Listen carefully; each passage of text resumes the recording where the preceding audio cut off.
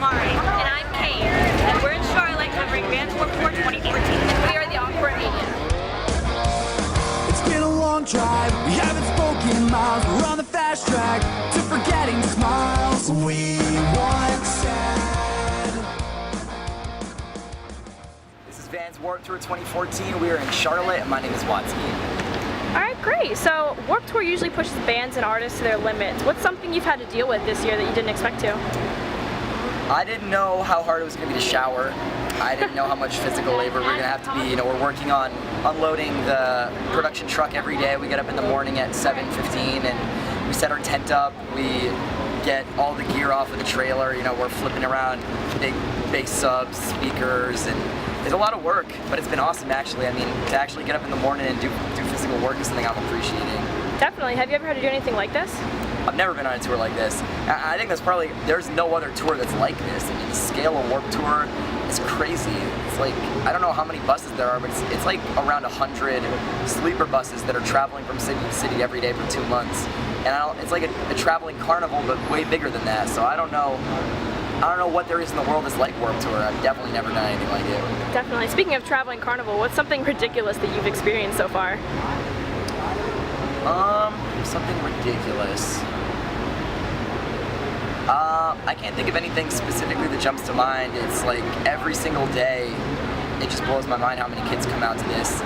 It's like the same as when I was growing up a little bit, but the genres have changed. So like, whereas it used to be strictly pop punk, now there's everything, and you see huge circle pits, kids just like running around, and nobody cares if they come out bleeding from the lip or something. It's just a wild scene. I don't know what else to say. It's nothing else I've ever seen before. Definitely. Is there like an artist that you've discovered so far that you hadn't heard of before that you're really into now because of Warped Tour? I came in liking a few of the bands already. There was an act that played on the Beatport stage for the first half of our tour called 1OK Rock, which is a rock band from Japan, and we made really good friends with them. I wouldn't have known their music if it weren't for Warped Tour, so those guys are awesome. They're huge in Japan, but still kind of getting their feet under them in the United States, and so it was awesome to get to know those guys. There's a bunch of them though. Cait also on our stage, I started really liking.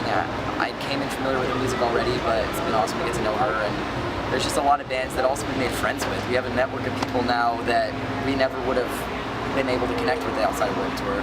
Definitely.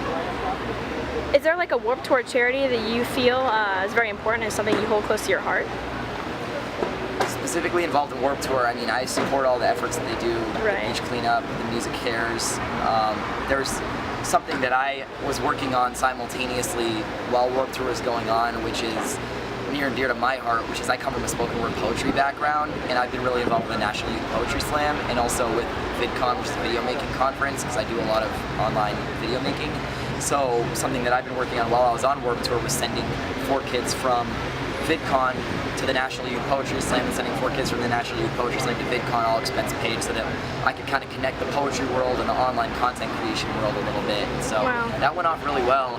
That's not a specific Warped Tour charity, but that's something that I've been working on in my private time, and everything that Warped Tour's doing for to write Love on Her Arms and stuff. I think it's all great work.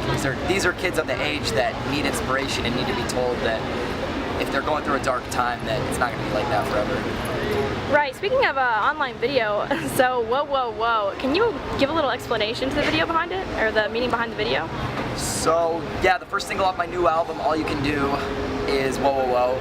The album comes out in 2 weeks, and Whoa Whoa Whoa is it's one of the silliest songs in the album. It's this fast-paced rapping thing with a catchy chorus, and the video is basically me in a couple of different crazy scenarios that look really badass and then kind of fall apart at the last minute by me doing stupid stuff. And the point of the video is basically just to underscore the artist that I am, and which is, I want to walk this line between being badass but self-deprecating. I don't think that there's always got to be some element of winking at myself and my stuff. Like, I'm not trying to pretend to be a superhero or a pop star or like any kind of perfect person. I'm always laughing at myself and my shortcomings. So even if I'm like having some steamy sex scene, like I'm the dude who's gonna knock a candle over and the room is gonna light on fire before I can actually get down to business. Right. So that's kind of, there's no real rhyme or reason to the video beyond that, but like the technological trick to it is that we superimposed my face, my mouth wrapping forwards, even though one moment is glitching out over and over again. And we did that by filming the action. So say I'm like swinging a towel to try and put the fire out, then we built this contraption, the director of photography, so that we took the frame where I was swinging the towel, and then we figured out exactly where my chin needed to be, where the top of my head needed to be, and we clamped my head into a little like C-clamp so that it was caught in place exactly in that same frame so that the lighting stayed consistent. And then I had to wrap my verse so that you could take my mouth in exactly the same lighting and repeat it over and over again so it looks like I'm doing the full 16 bars even though the action stays the same. And it's a pretty cool trick. So that was kind of the technical gimmick of the video, but it's just these silly scenarios. And we had a couple cool cameos. We had Jim Belushi in the video, and Bo Burnham, who was awesome. And so it had a lot of little bells and whistles to it, but I'm proud of the song. Okay, great. Well, thank you for sitting down and talking with us. Yeah, my pleasure. Thank you very much.